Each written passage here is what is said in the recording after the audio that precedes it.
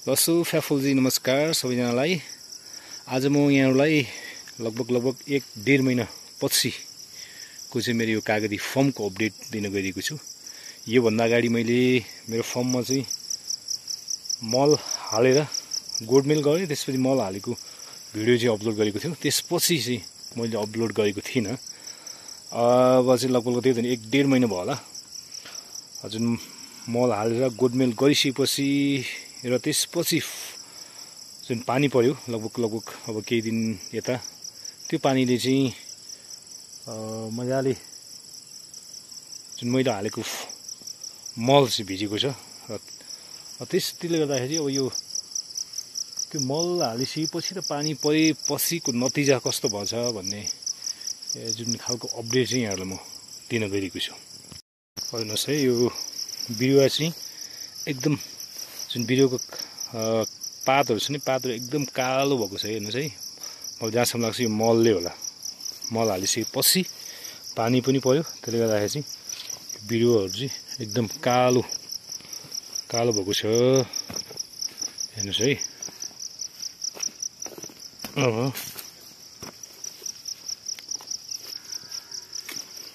हेर्नुहोस् है, हेर्नुहोस् है, पुरा कालो एकदम पातहरू चिल्लो एकदम कालो छ, एकदम हेल्दी देखिन्छ।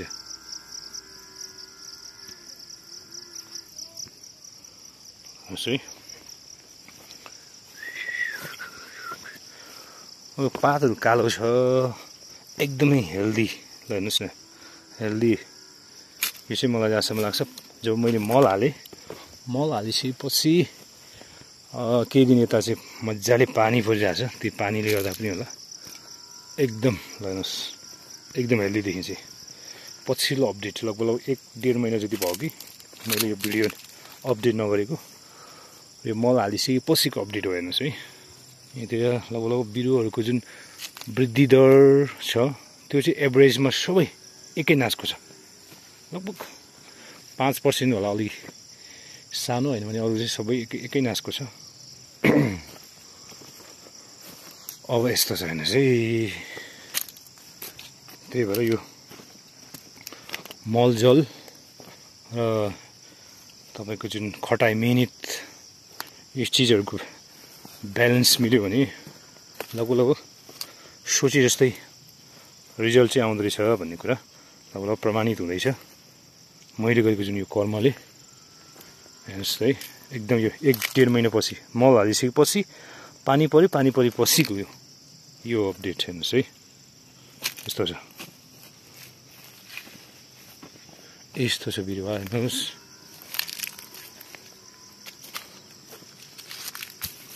यो हल्का किरा पनि लाग्न थाल्छ। यसलाई चाहिँ बेला बेलामा औषधि गर्नै पर्ने हुन्छ। र त्यसपछि यसको फेदमा चाहिँ हेर्नुहोस् है, फेदमा चाहिँ कहिले यो पानीले होला झार उम्रिन थालेको छ। अब यसलाई चाहिँ नि गोडमेल गर्नुपर्ने हुन्छ। हेर्नुहोस् है, यो झार, यो के भन्छ, यो छ नि, यो दुबोले चाहिँ एकदम यसले एकदम एट्याक गर्दैछ। हेर्नुहोस् है, चारैतिर दुबो भित्र पस्न खोजिरहेको छ। यसले चाहिँ हामीले चाहिँ यसलाई यो मल हालेको छ नि मैले, यो जुन एरिया, यो मल हालेको जुन एरिया भित्र चाहिँ कुनै पनि यस्तो खालको यो झारपात दुबोहरू चाहिँ यसलाई जान दिनु हुँदैन। किनभने यसले चाहिँ मललाई सोच्ने काम गर्छ। यो झारपातहरू उम्रिरहेको छ, यो झारपातहरू यसलाई चाहिँ उखेलिदिनुपर्छ। र यसलाई चाहिँ एकदम यो भित्रको एरिया जुन राउन्ड एरिया छ यसलाई चाहिँ एकदम निट एन्ड क्लिन राख्नुपर्छ। कुनै पनि झारपातलाई यसलाई यहाँ चाहिँ उम्रिन दिनु भएन। यानि कि नितान्त त्यो मल चाहिँ यो कागतीले मात्र प्रयोग गर्न सकियोस्, यसले मात्र उपभोग गर्न सकियोस्। र चाहिँ अब लगभग यो पानी होला एकदम हरियाली, यो पातहरू पलाइरहेछ, फर्मभित्र पनि घाँसहरू उम्रिरहेछ, झारहरू पनि उम्रिरहेछ। त्यसले गर्दाखेरि अब बेला बेलामा चाहिँ गोडमेल गर्नुपर्ने अवस्था हुन्छ। भन्नुहोस् है, अहिले चाहिँ अब लगभग धेरै समयपछिको जुन खडेरीपछि अलि पानी पर्यो जुन केही समय यता, त्यो पानीले चाहिँ एकदम यो फर्म र वरिपरिको वातावरण चाहिँ एकदम हरियाली बनेको छ। हेर्नुहोस् है, हेर्नुहोस् है, यो अस्तिको यो जुन केही दिन यता परेको पानीले होला यो यस्तो झार उम्रिसकेको छ हेर्नुहोस् है। बोट भयो बोटको ठ्याक्कै मुनि मैले अघि नै भने यो घेरा छ गोलो राउन्डभित्र, यो भित्र चाहिँ हामीले कुनै पनि झार यहाँ उम्रिन दिनु हुँदैन। यसले चाहिँ हेर्नुहोस् त यस मल यस्तो मजाले मल खाइरहेको छ हेर्नुहोस् है। मैले अस्ति हालेको मल यो मल हो, यो मल चाहिँ यो झारले मजाले खाइरहेको छ। त्यही भएर यसलाई चाहिँ उखेलाएर फाल्नै पर्ने हुन्छ हेर्नुहोस् है। यसरी नफालेसम्म यसको उपाय छैन। होइन भने यो जुन मैले भने यो कागतीले खाने मल, यसलाई चाहिने मल यसले मजाले सोचिदिन्छ, खाइदिन्छ। त्यसले गर्दा यो चाहिँ तल चाहिँ झार उम्रिन थालेछ। अब यसलाई झारलाई चाहिँ सलक्क यसलाई अब यो झार उखेलेर अब केही समयपछि यसमा चाहिँ प्लास्टिकको मल्चिङ बर्खाभन्दा अगाडि लगभग सायद जेठतिर गर्नु पर्ला। सलक्क यसलाई चाहिँ मल्चिङ गरिदिनु। यो मल्चिङ गरिसकेपछि यसमा कुनै पनि झार उम्रिन पाउँदैन। कागतीमा एउटा समस्या के हुँदो रहेछ भने रोग लाग्ने, किरा लाग्ने समस्या हेर्नुहोस् है। यो माकुरो छ नि, यो माकुरोले जब जालो यसरी हाल्छ नि, यो जालो हालेपछि यसले चाहिँ यो पातमा गएर ठ्याक्कै जालोले चाहिँ पात मजाले, यो पातहरू चाहिँ मजाले यसरी चाहिँ जालोले घेरिदिँदो रहेछ यसरी। अनि त्यसपछि यसबाट चाहिँ तपाईँको ससानो फुलहरू पारेर त्यो फुल चाहिँ किरा बन्दो रहेछ हेर्नुहोस्। यसलाई सलक्क नमारी उपाय छैन हेर्नुहोस् है। यो बिरुवा चाहिँ सबभन्दा अग्लो हेर्नुहोस् है, सबभन्दा अग्लो बिरुवा यो हो हेर्नुहोस् है। यो बिरुवा अस्ति मभन्दा होचो थियो, आज मभन्दा अलिकति अग्लो भएको छ हेर्नुहोस् त यो हेर्नुहोस् है।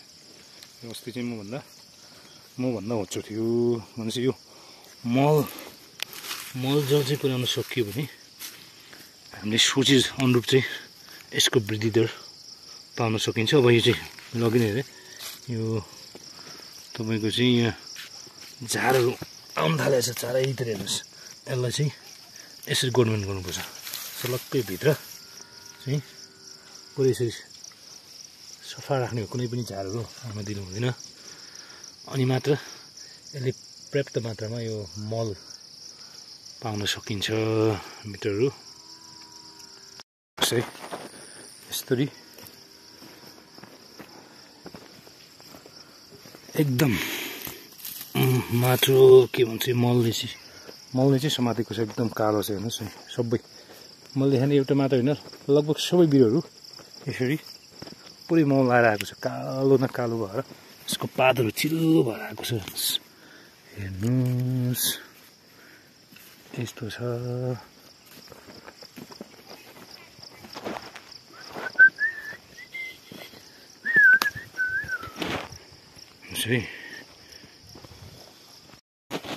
मेरो अघि नै भने यो चाहिँ दुबो छ नि, यो दुबो चारैतिरबाट यो दुबोहरू यसरी भित्र पस्न खोजेर यो भित्र चाहिँ मल हालेको चाहिँ यो मल भएको एरियालाई चाहिँ हामीले कुनै पनि झार यसमा उम्रिन दिनु हुँदैन।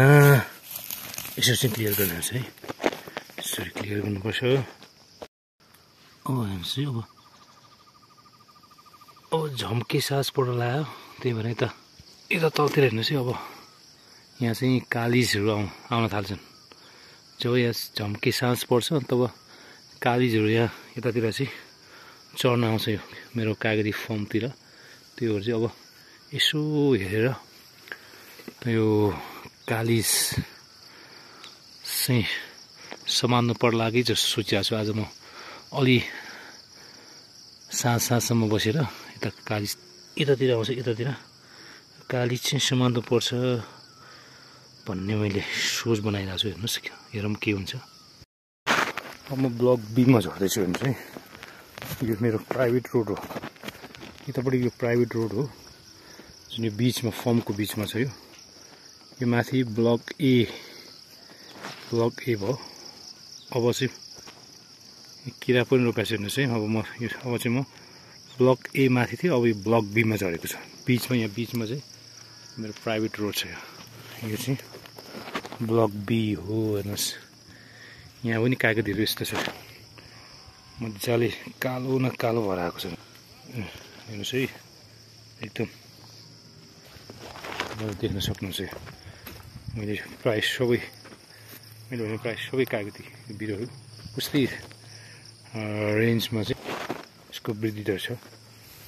तलतिर पनि सबै तलतिर उस्तै छ एकदम मल हालिसकेपछि चाहिँ एकदम कालो भएर आएको छ। हेर्नुहोस् यतापट्टि यो चाहिँ मेरो प्राइभेट रोड हो, मैले भने नि यो चाहिँ प्राइभेट रोड हो। एउटा चाहिँ कालिज आउँछ, आज म कालिज समातेरै छाड्छु भनेर चाहिँ सोचिरहेको छु। हेरौँ आउँछ कि आउँदैन। अलि साँझसम्म चाहिँ बस्नु पऱ्यो। यहाँ तलतिर यतातिर आउँछ, यो फर्मभित्रतिर आउँछ, चढ्न आउँछ यिनीहरू।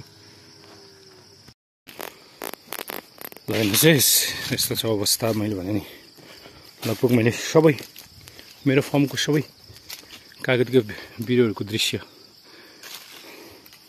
देखाउँदैछु। हेर्नुहोस् यस्तो छ यस्तो।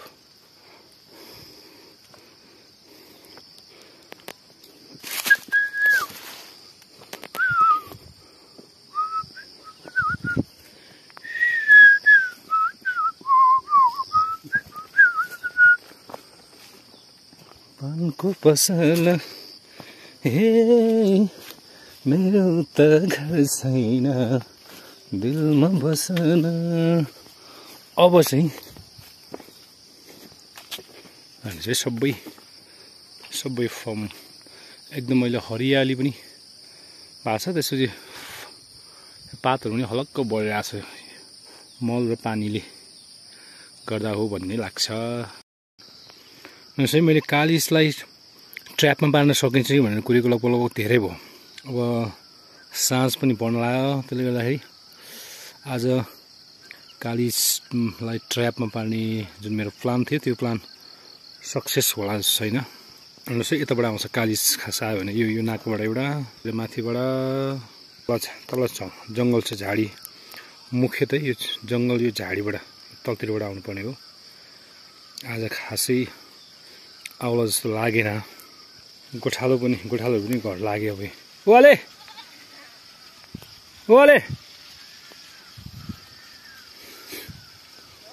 बेल दाजु वा यार, बेल दाजु वा ए इज मर ता जो परौमा आखुरी वा परौमा खाबुला यार। हां ए जामरंग वा अनि जो खाबुम लगे परवा हां उजुंग्यो जी खाबा जुंग्यो हां पसार त देउजको परौमा आम्रा है नि खाने यार जिन यार। त्यही त नि गोठालो, त्यही त नि गोठालो भाइलाई सोधेको, गोठालो भाइले पनि आज देखेन भन्ने कुरा गर्यो। होले खामु ल के सदा खै तिन छि आम्रा हुसी खाने यार जिन्जु है। आदर यार बदे अले यार मुन्दाजी।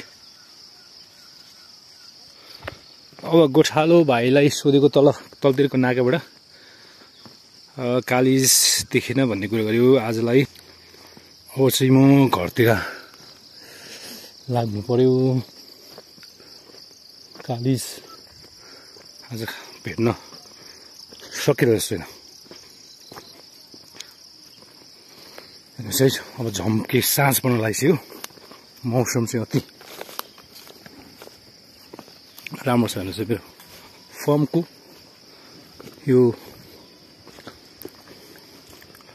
पूर्वपट्टि यता दाना यहाँ कुखुरा फर्ममा दाना बोक्ने गाडी रहेछ। यो तलतिर हो, यो तलतिरको नाकाबाट देखिन कालिज देखिन भन्ने कुरा गर्यो गोठालो भाइले पनि। त्यही भएर अब चाहिँ म घरतिर लागेँ। आजको भिडियो यहाँ अन्त गर्न चाहन्छु। Thank you so much for watching. Take care everybody.